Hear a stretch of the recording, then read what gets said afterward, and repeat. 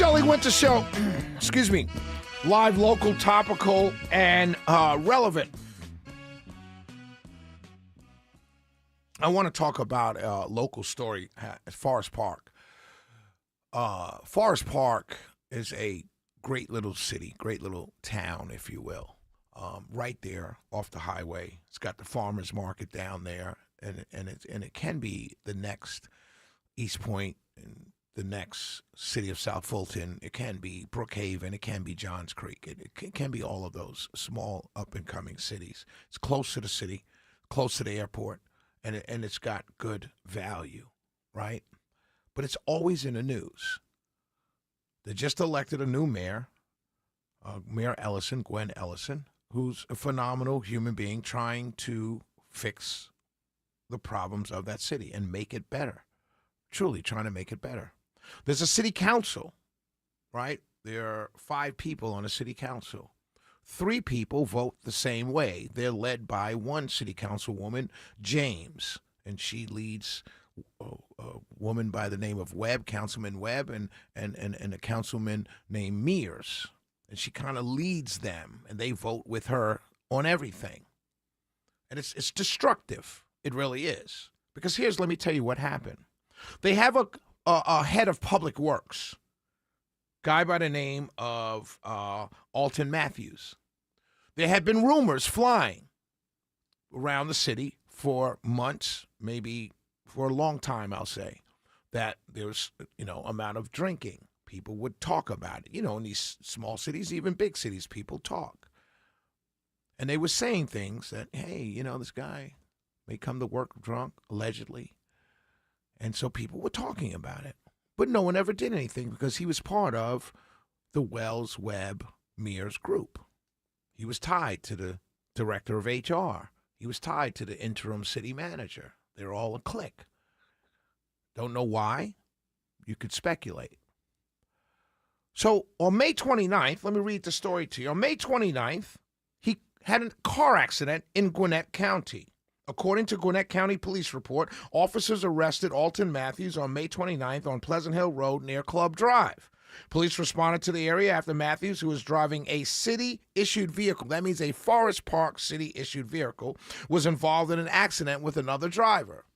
So you're driving drunk, you're in a city-issued vehicle, and you get into an accident with another driver, and you're the director or manager of public works for the city of Forest Park. Well, when the lawyer who handled the case for the person who was hit saw all of that, ching-ching, cha-ching, cha-ching, then a lawsuit dropped. Well, between May 29th and I think last Monday, the guy resigned. The city gave him, some in the city gave him a going away. Hey, great job, yay. Well, now we know why he resigned. Because he was in an accident on May 29th. But guess where the cover-up? This is the problem. The cover-up after May 29th. The HR director, the interim city manager, the city councilwoman, James, knew there was an accident on May 29th, and they covered it up. Now, I want to put this in perspective to all of you because Forest Park was in the middle of some other news where the police chief was literally fired for not putting in his vacation time properly. So get this straight. Let me get this straight for all of you.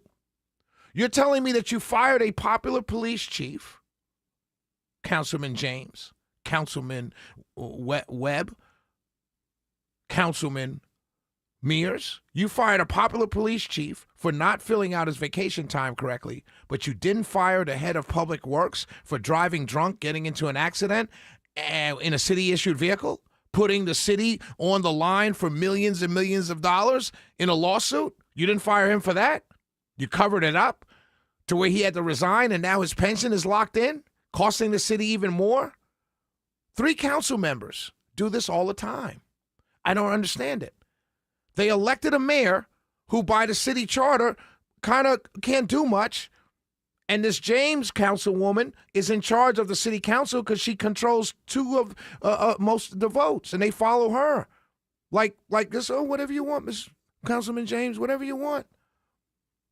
I don't know the Webb lady, but I know Mr. Mears, Councilman Mears, you have a legacy to leave. Why do you? It should be time where you see what's going on. You literally voted to fire a police chief for not putting in his vacation time. But you did not, you covered up or allowed others on the council to cover up a guy who was driving drunk in a city-issued vehicle and got into an accident.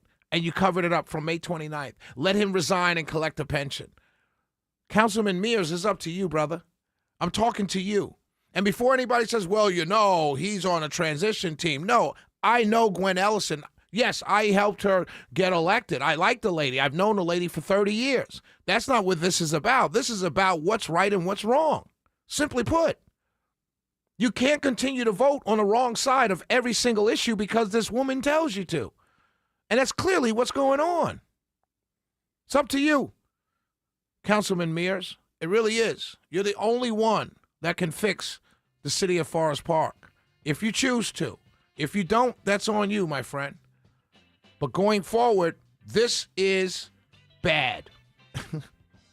You fired a police chief because ostensibly he did something so egregious as to he didn't put in his vacation time properly.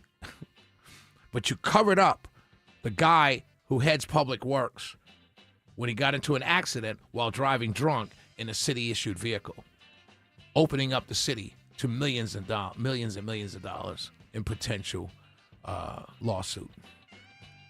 Does that make sense to anybody?